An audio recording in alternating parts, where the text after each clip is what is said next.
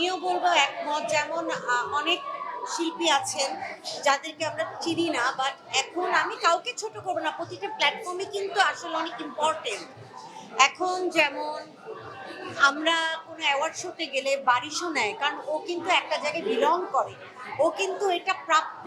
So তাই বলে যে আমরা অনেক জনকে চিনি তা কিন্তু না, কিন্তু নিজেদেরকে প্রসিদ্ধ করতে গেলে বা নিজেদেরকে সামনে চেনানোর জন্য হলে সঠিকভাবে কাজ করলে না, অ্যাওয়ার্ডটা আমি মনে করবো যে যোগ্য প্রাপ্তি, যোগ্য অ্যাওয়ার্ড পেয়েছে।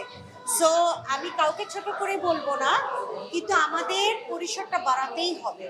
না হলে দেখা যায় যে আমরা কোথাও অ্যাওয়ার্ড নিতে গেলাম, সেখানে দেখা যায় উদ্ভট ধরনের নাচ হয়ে যাচ্ছে, উদ্ভট ধরনের মানে কোনো না কোনো পোশাক পরে নেচে যাচ্ছে।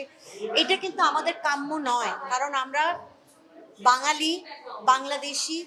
হতে পারে আমরা এশিয়ান কান্ট্রির অনেক কিছু অনুকরণ করি, বলতেই পারেন যে চাঁদনি আপু কীরকম ড্রেস পরে আবার বাংলাদেশের কথা বলছে, তা কিন্তু না।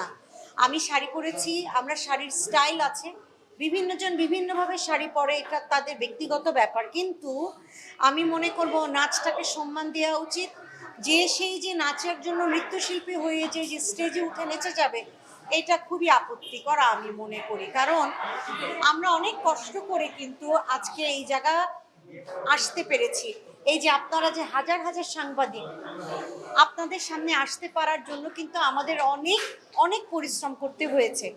যদি বলি, আমি 3 বছর বয়স থেকে নাচ শিখে এখনো মনে হয় যে আমি প্রপার নৃত্যশিল্পী হতে পারিনি। আমি বেবি আপার সামনে পা থরো হয়, শিবলি স্যারের সামনে আমার পা থরো হয়, আমি মৌ আপার সামনে আমার পা থরো হয়, আমি সোহেল ভাই, হিরু স্যারদের সামনে আমার পা থরো হয়, আর লুবনা আপা, লুবনা মরিয়ম, ওনার সামনে তো দাঁড়ানোর প্রশ্নই আসে না।